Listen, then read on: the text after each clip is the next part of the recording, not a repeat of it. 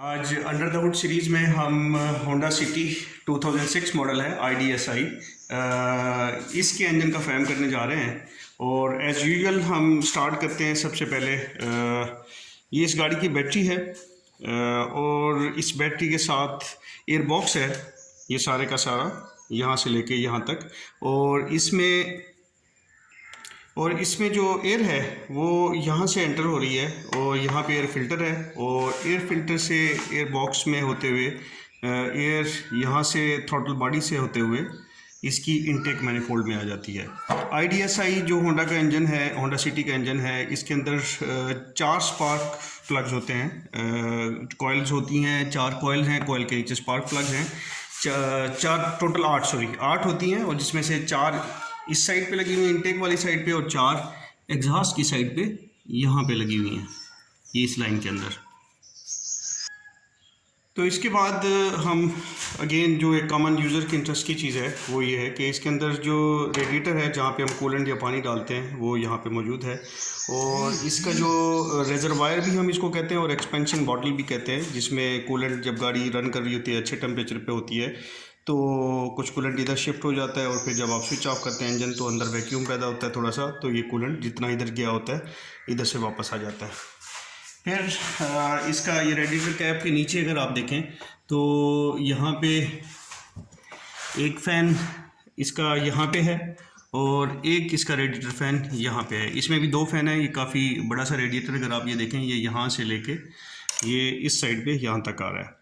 और फिर यहाँ से अगर आपको ये झरी सी नज़र आ रही होगी तो इसका ये एवेपोरेटर रेडिएटर के बिल्कुल सामने लगा हुआ है। और इसकी जो होज़ है रेडिएटर की, जो टॉप से होज़ आ रही है कूलेंट की या पानी की, वो यहाँ ये अवेलेबल है। और जो नीचे से रेडिएटर की आ रही है वो यहाँ से निकल रही है, इस जगह से निकल रही है और यहाँ पे आके इंजन के साथ कनेक्ट हो रही है। और इसमें इसका जो थर्मोस्टेट है वो होज़ अगर आप देख सकें यहाँ से गुज़र के इसके नीचे एयर बॉक्स के नीचे से जा रही है, तो थर्मोस्टेट भी इसका यहाँ कहीं पे अवेलेबल है। और मैंने पहले भी बात की थी कि जब भी गर्मियों का सीज़न है, गाड़ियों के हीटिंग के इश्यूज़ काफ़ी ज़्यादा हैं और मैं तकरीबन her under the hood series में हर गाड़ी के ऊपर ये बात कर रहा हूँ कि गर्मियों में कम से कम एक दफ़ा आप कूलेंट सिस्टम का चेक करना चाहिए आपको, कि जिसमें ये अंदाज़ा हो सके कि कहीं पे कोई चोकिंग तो नहीं है कूलेंट सिस्टम के अंदर, क्योंकि चोकिंग ही बायस बनती है प्राइमरीली इंजन के ओवरहीट करने के लिए। तो उसमें यह है कि ठंडी गाड़ी को आप जब स्टार्ट करें सुबह सवेरे तो या किसी भी वक्त जब ठंडी हो बिल्कुल गाड़ी, तो इस होज़ को हाथ से पकड़ते हैं, हाथ से टच करके चेक करते हैं इसका टेम्परेचर और इसका टच करते हैं और फिर ये देखते हैं। और साथ में इसके पीछे इस जगह पे जो कॉइल को होज़ जा रही है, ये इसकी जो हीटिंग कॉइल है अंदर पैसेंजर कैबिन के अंदर, उसकी एक पोर्ट यहाँ पे है और दूसरी पोर्ट इसकी यहाँ पे है। अब इस गाड़ी के अंदर जो हीटिंग कॉइल को जो पोर्ट जा रही है एक ही होज़ के साथ, इनलेट के ऊपर और आउटलेट के ऊपर ये एक ही होज़ है।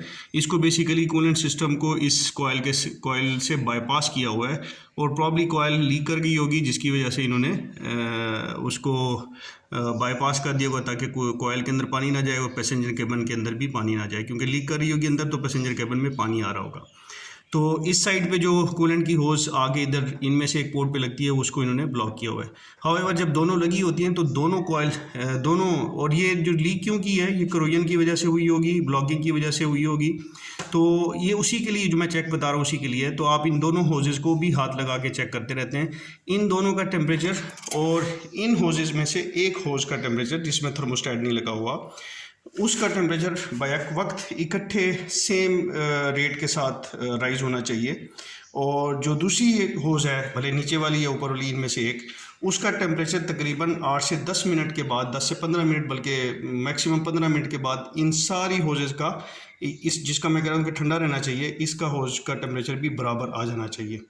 अगर ये बराबर नहीं आता तो उसका क्लियर मतलब ये है कि आपका या तो थर्मोस्टेट क्लोज पे स्टक है या आपका रेडिएटर जो नीचे से है वो ब्लॉक है, जिसकी वजह से कूलेंट कंप्लीट सर्कुलेट नहीं हो रहा। और अगर इन 2 होजेज़ में से जो मैं पीछे कह रहा हूँ, इनमें से अगर एक कोई ठंडी रहती है और एक गर्म रहती है तो इसका मतलब ये है कि आपकी कॉइल की तरफ चोकिंग है और कूलेंट सर्कुलेट कॉइल में से सर्कुलेट होकर वापस नहीं आ रहा और एक साइड पे रुका हुआ है। तो ये एक बड़ा सिंपल सा चेक है और इसको लाजमन करना चाहिए हर गर्मी में एक दफ़ा, भले नई गाड़ी ही क्यों नहीं है। बहुत देखने में आया कि 2-3 साल गाड़ी बहुत ज़्यादा पुरानी नहीं होती, 2 से 3 साल, और उसमें किसी भी वजह से लोग पानी डालते रहते हैं और इवेंचुअली करोजन हो जाती है और करोजन की वजह से कुछ ना कुछ कंपोनेंट मैल फंक्शन कर जाते हैं और आपको बड़ी दिक्कत का, परेशानी का सामना करना पड़ जाता है। तो ये कूलेंट वाला पार्ट हो गया। अब हम आगे चलते हैं। ये इंजन की असम्बली है कंप्लीट, और इसमें अगेन जिस तरह से होंडा सिटी में भी हमने देखा था 2012 मॉडल के अंदर भी कि इसका इंटेक मैनिफोल्ड फ्रंट की तरफ है। इंटेक जो है वो फ्रंट वाली साइड पे है। ये कंप्लीट इसका मैनिफोल्ड है और यहाँ पे ये कवर लगा हुआ है। ये कवर उतरने के बाद अगर आपको मैनिफोल्ड तकरीबन उसी शक्ल का है जिस शक्ल का होंडा सिटी 2012 की है। ये मैं अभी आपको दिखा भी देता हूँ। और इसके इनको प्लम्स भी कहते हैं या इसको लोअर इंटेक भी कहते हैं और इसको अपर कहते हैं। अपर प्लम, लोअर प्लम, अपर इंटेक, लोअर इंटेक, ये दोनों आपस में बाज़-औक़ात कनेक्ट होती हैं, ये और इस केस में ये सेम है और यहाँ पे जाके ये कनेक्ट हो रहा है। अब इसकी जो एयर के साथ हमने थ्रॉटल बॉडी की थी होंडा सिटी 2012 और 2006 में ये फ़र्क है।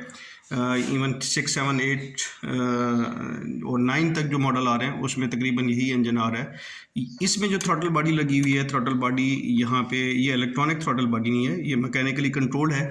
एक्सेलेरेटर पैडल से आपकी एक केबल आ रही है मेटालिक स्टील की और वो आके यहाँ पे थ्रॉटल बॉडी को कंट्रोल करती है और थ्रॉटल बॉडी को आप रोटेट करते हैं। ये अगर आप देख सकें यहाँ से, ये आप पाँव जब दबाते हैं तो ये एक्सेलेरेटर पैडल इसको कंट्रोल कर रहा होता है और इसको मैकेनिकली कंट्रोल करता है। इसके अंदर एक थ्रॉटल पोजीशन सेंसर लगा होता है जो कि इसकी पोजीशन को मेजर करके कंप्यूटर को इनपुट देता है।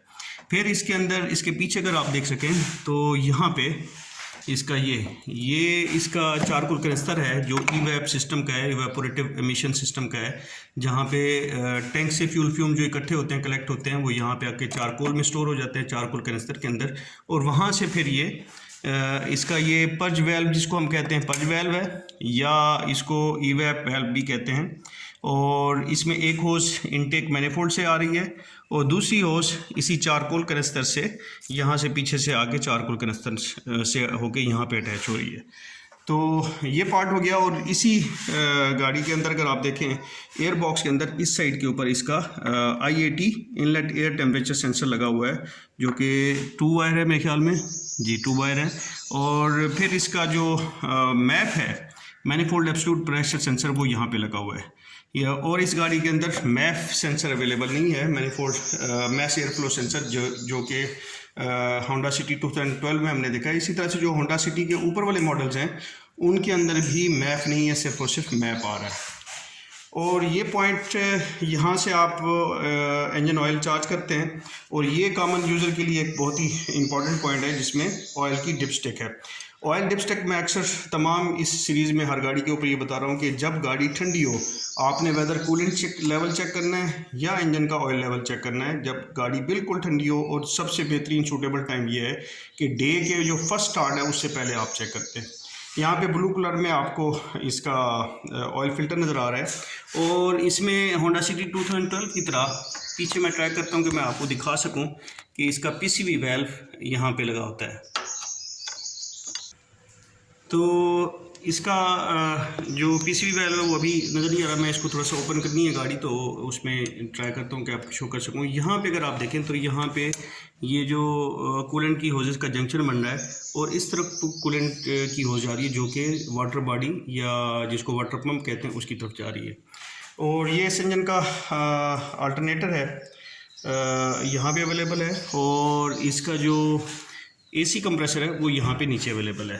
और वाटर बॉडी जैसे आप देख रहे थे कि वो पीछे की तरफ आ रही थी, तो वो तकरीबन इस गाड़ी की यहाँ पे अवेलेबल है इस जगह के ऊपर। और इस 2006 के अंदर 2 वेरिएंट्स आ रहे हैं होंडा सिटी के, जिसमें एक में ऑक्सीजन सेंसर है और एक के अंदर IMS सेंसर होता है जो कि ऑक्सीजन की फीडबैक एग्जॉस्ट की नहीं ले रहा होता। और यहाँ पे एग्जैक्टली जो ऑक्सीजन सेंसर है वो इसका इस जगह के ऊपर अवेलेबल है। ये ऑक्सीजन सेंसर अवेलेबल है और इसमें आई डोंट नो नीचे कैटालिटिक कन्वर्टर होंडा वालों ने दिया है कि नहीं, आई एम नॉट श्योर, इसको हम बाद में देखेंगे।